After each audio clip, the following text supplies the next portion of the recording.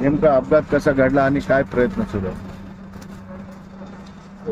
Ramgiri hotel CIDCO इथे सकाळी साधारणतः 5-5:30 वाजता एक LPG गॅसचा हिंदुस्थान पेट्रोलियमचा टँकर इथल्या डिवायडरवर चढल्यामुळे जो वॉल होता त्याचा खालून डॅमेज झालेला आहे आणि साधारणतः जो LPG गॅस आहे त्या टँकरमध्ये त्याला अजूनही कम्प्लीट लीक व्हायला एक 5-5:30 तास लागणार आहेत आणि फायर सेफ्टीचे आमचे अधिकारी सगळे इथे उपस्थित आहेत.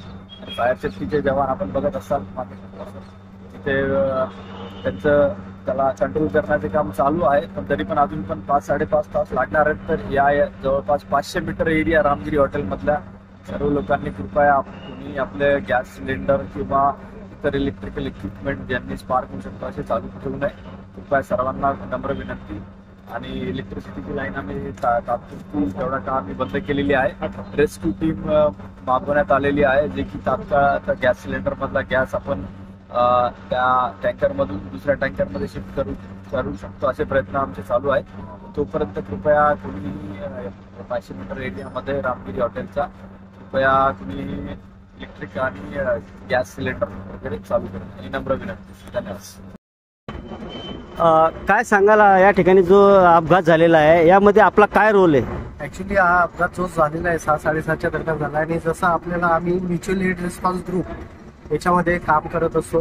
या म्युच्युअल एड रिस्पॉन्स ग्रुपतर्फे आम्हाला जे फॅक्टरी इन्स्पेक्टर आहे भालेकर साहेब त्यांनी कम्युनिकेट केलं की असं इन्सिडेंट झालं आहे. त्यानंतर आमच्या कंपनीची जी पण फॅसिलिटी आहे जसं आम्ही ॲम्ब्युलन्स व्हॅन घेऊन आलेलो आहे, त्याच्यानंतर बॅरिकेटेड कोन चेन, त्याच्यानंतर बॅरिकेटेड टेप आणि ह्या सर्व गोष्टी घेऊन आल्यानंतर सेफ्टी प्रोव्हिजन जी पण त्यांना मदत पाहिजे तर ते मदत आम्ही इथे करत आहोत.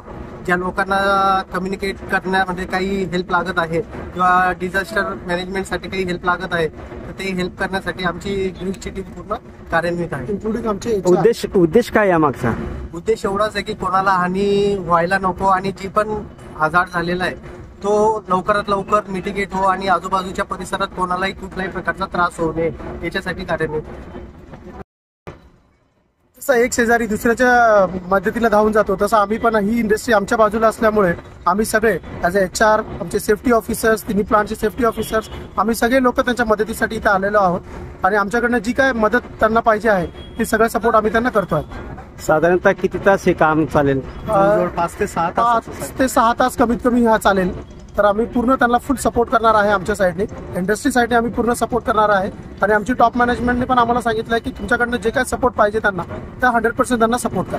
या ठिकाणी आणखी मोठी दुर्घटना होऊ नये म्हणून आपण या परिसरामध्ये काही जनजागृती केली का? हो, आम्ही आजूबाजूचे सगळे जे रेसिडेन्शियल एरिया आहे त्यांना सगळ्यांना आम्ही सांगितलेलं आहे, कम्युनिकेशन केलेलं आहे आणि त्यांना सांगितलं आहे की आजूबाजूला काडी पेटी वगैरे किंवा तुम्ही जे काही फ्लेमेबल आयटम्स आहेत ते प्लीज तुम्ही यूज करू नका म्हणून. कमीत कमी पुढचे 6 तास तक मिनिमम. काय नाव सर आपलं?